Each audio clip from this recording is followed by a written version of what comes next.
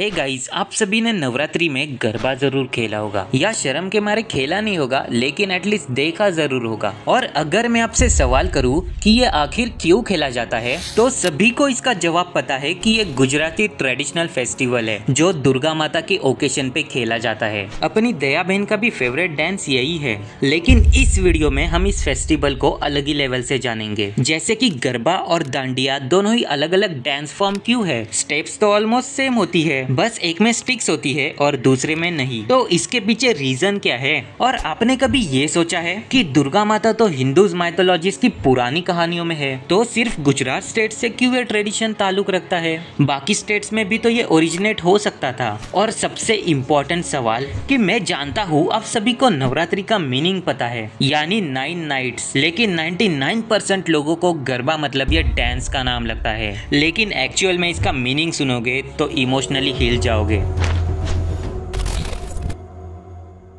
तो आइए इस कहानी को शुरुआत से समझते हैं। अब ये कहानी कितनी पुरानी है, ये जानने के लिए हमें ये समझना पड़ेगा कि इंडिया के सबसे पुराने टेक्स्ट है वेदास। अब वेदास के बाद आते हैं 18 पुराण। आप लोग में से जो 25 प्लस एज के हैं उन्हें पता होगा कि सन 2000 के टाइम में एक सीरियल आती थी विष्णु पुराण करके, वो इसी पुराण से बनाई गई थी। और माँ दुर्गा की स्टोरी इसी मार्कंडेय पुराण में है। और ये जान लो कि ये पुराण वर्ड का मीनिंग है एंशियंट, यानी पुरानी चीज। और ये पुराण 4th सेंचुरी से लेके 6th सेंचुरी के बीच लिखी गई है, यानी आज से करीब 1500 साल पहले। और उस टाइम भी ये लिखा गया है कि ये कहानी कई हजारों साल पुरानी है, जब महिषासुर नाम का एक इंसान था जो दिल लगा के कड़ी से कड़ी तपस्या करता है। और इसकी तपस्या देखकर भगवान इम्प्रेस हो जाते हैं और इसे मुंह मांगा वरदान देते हैं। अब ये मांगता है कि मुझे कोई इंसान या भगवान कभी नहीं मार सकता। और जैसे ही इसे पावर्स मिलती है, ये डेमन बन जाता है और पूरे दुनिया पर और भगवानों पर अटैक करता है और हर जगह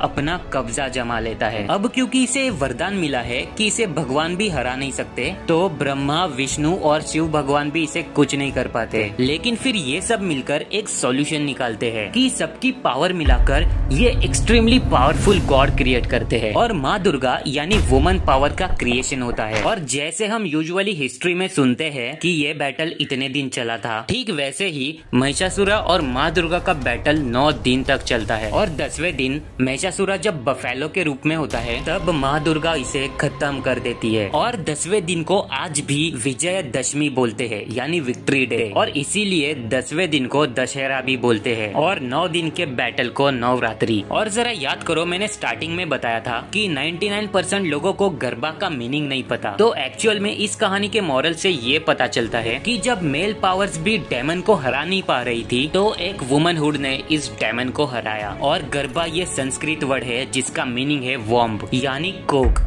जिसमें एक लाइफ क्रिएट होती है। जैसे इस कहानी में माँ दुर्गा ने सबकी लाइफ को सेव किया था। और ये डांस भी सर्कल में इसलिए खेला जाता है क्योंकि ये लाइफ साइकिल को रिप्रेजेंट करता है, जहाँ बीच में इस ज्योत को एक वॉर्म की तरह देखा जाता है। और वही दूसरी तरफ डांडिया से खेलना, यानी ये स्टिक से खेलना, 9 दिन के बैटल को रिप्रेजेंट करता है। अब आखिरी सवाल ये बचता है कि ये हिंदू फेस्टिवल स्पेसिफिकली गुजरात से क्यों ओरिजिनेट हुआ? तो सिंपल सा आंसर है कि ये फेस्टिवल हजारों सालों पुराने टेक्स्ट में लिखा गया था और 500 एडी से इस फेस्टिवल को सेलिब्रेट करते आ रहे पूरे इंडिया में। तो जैसे ही मिडाइवल टाइम की 10th सेंचुरी आती है, गुजरात में इसे डांस के फॉर्म में भी सेलिब्रेट करने लगते हैं। और मॉडर्न एरा आते आते हमें लगता है कि माँ दुर्गा का नवरात्रि फेस्टिवल गुजरात से ओरिजिनेट हुआ, लेकिन एक्चुअली ये फेस्टिवल पूरे इंडिया में सेलिब्रेट किया जाता था। बस ये डांस के फॉर्म गरबा और दांडिया रास गुजरात से ओरिजिनेट हुए हैं। तो आज के लिए हम इतना ही रखते हैं, मिलते हैं अगले वीडियो में। जब तक के लिए बाय बाय।